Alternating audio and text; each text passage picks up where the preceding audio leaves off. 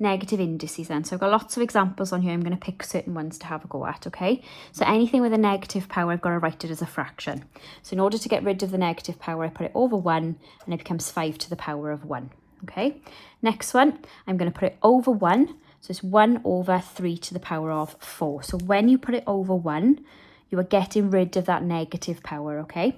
Now, if I wanted to work those out, 5 to the power of 1 is just 5. So my answer is 1/5. Be careful here.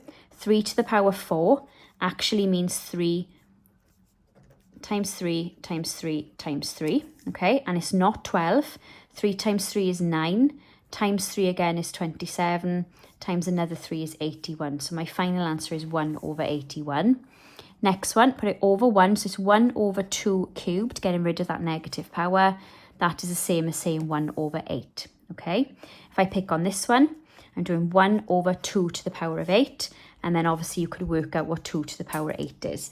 You are allowed a calculator if you want one on a lot of these questions. So what I would be thinking about is making sure you have a scientific calculator. If you did work that out, it becomes to 256, okay?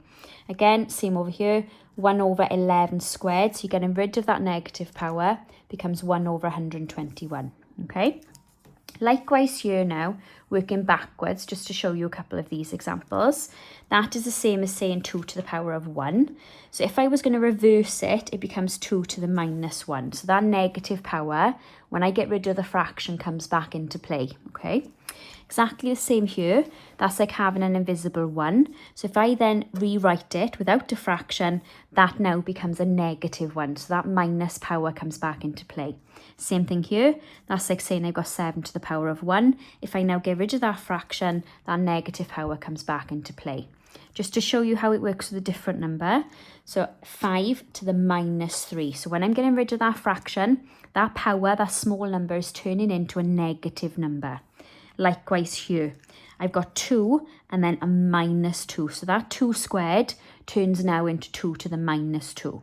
Last one, same principle, 8 to the minus 7. Okay, that's what that is saying. So when you get rid of that fraction, you're introducing that negative power.